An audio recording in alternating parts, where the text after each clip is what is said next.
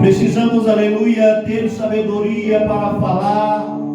Precisamos ter sabedoria para ouvir e ouvir aquilo que agrega no nosso cotidiano, ouvir aquilo que agrega na nossa vida espiritual, na nossa vida profissional, porque é certo que a nossa boca fala daquilo que o nosso coração está cheio, e o nosso coração ele precisa estar cheio da palavra de Deus.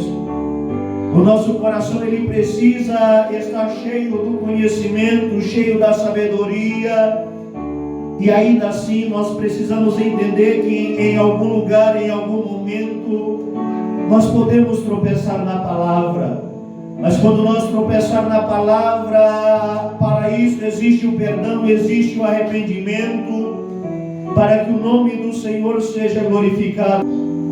Quando Deus fez o homem, Ele fez o homem para viver em comunicação com Ele. E é por isso que Deus ele vinha todas as tardes ali no jardim, onde Deus havia colocado o homem, para ter um diálogo, para ter uma comunicação cotidiana com o homem. O homem peca, perde esta comunicação direta para com Deus. E por meio do sacrifício de Cristo, Deus ele estabelece outra vez o diálogo entre Deus e o homem. E por meio da revelação desta palavra, eu quero te perguntar como é que está a tua comunhão com Deus, a tua comunicação com Deus, o teu diálogo com Deus. Nós precisamos conversar com Deus assim como conversamos com nosso cônjuge.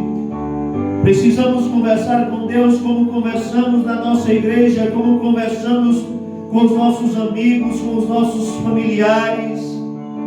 Precisamos desenvolver um hábito de ter uma comunicação cotidiana com Deus, no nosso deitar, no nosso levantar, no nosso alimentar, porque Deus ele quer viver em comunicação conosco.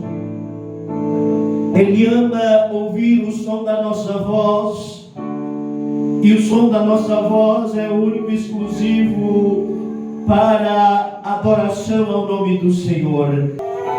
E Deus, sabendo que seria necessário o sacrifício do seu Filho para restabelecer a comunicação com o homem, Ele não poupou o seu Filho e ofereceu em sacrifício para que eu e você estivéssemos aqui e eu e você pudéssemos dobrar o nosso joelho e se comunicar com Ele.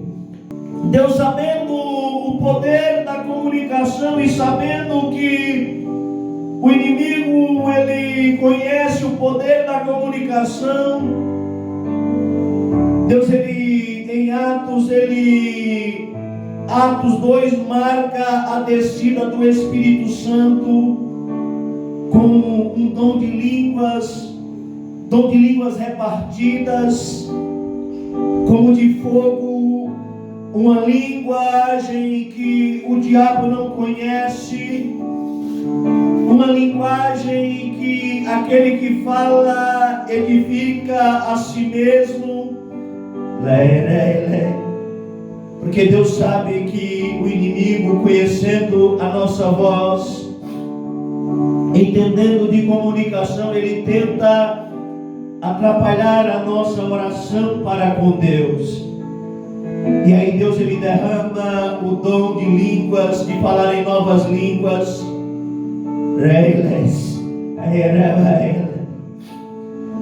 para que o homem possa edificar a si mesmo e o inimigo não interfira no nosso diálogo com Deus. E Deus permitiu que nós falássemos a língua dos anjos, nos dando esse grande privilégio de poder ter esta comunicação com Ele.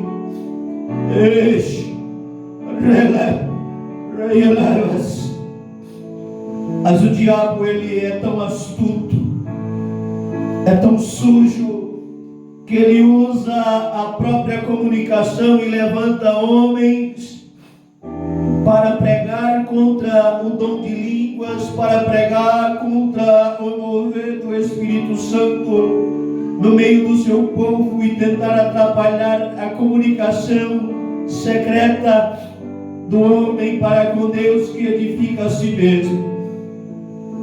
Mas eu louvo a Deus que, por meio da comunicação, Deus usa pessoas para nos esclarecer acerca deste dom maravilhoso.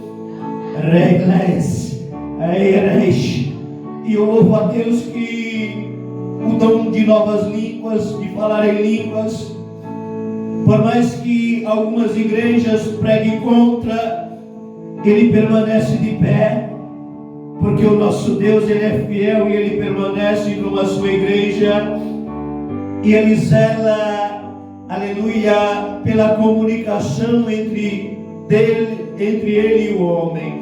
Louvado seja o nome do Senhor.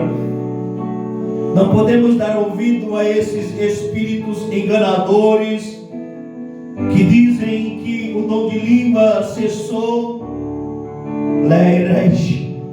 e que tenta calar a nossa voz.